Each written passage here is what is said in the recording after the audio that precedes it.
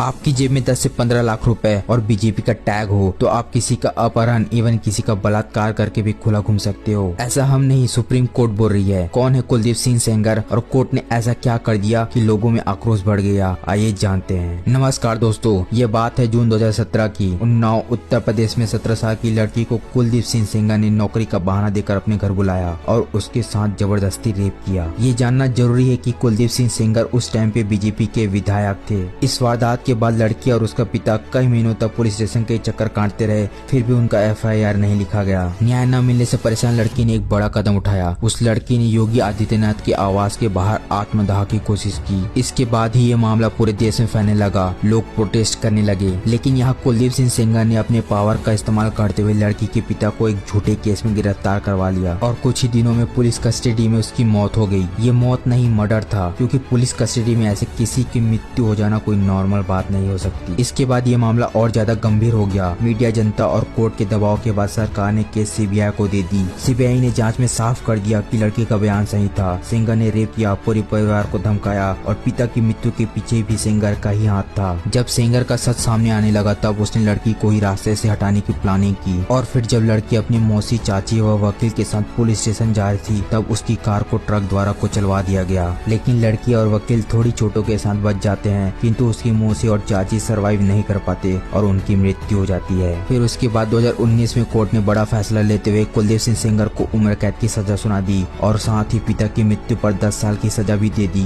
लेकिन मात्र 6 साल बाद 2025 में सेंगर की उम्र कैद की सजा को सस्पेंड कर दिया गया और कुछ शर्तों पर जमानत दे दी गई कि पीड़िता के घर से कम 5 मीटर दूर रहना, किसी भी प्रकार से पीड़िता या पीड़िता के परिवार को धमकाना नहीं। कोई नॉर्मल इंसान भी बता सकता है कि ये शर्तें कितनी बेतुकी भरी है। इसके बाद पीड़िता और उसके परिवार ने दिल्ली में विरोध प्रदर्शन किया, लेकिन यहाँ भी सरकार ने उन्हें प्रदर्शन करने नहीं दिया। पीड़िता के परिवारों को जबरदस्ती बसों में भर के ले जाया गया। मैं मोदी जी से पूछना चाहता हूँ, क्या अपने लिए न्याय मांगना गुनाह है? जहाँ न्याय मांगने पर आपसे आपका सब कुछ छीन लिया जाता है। रेपिस्ट अपने पावर का इस्तेमाल करके बाहर खुले आम घूमते हैं। क्या ऐसे बनेंगे हम विश्व गुरु?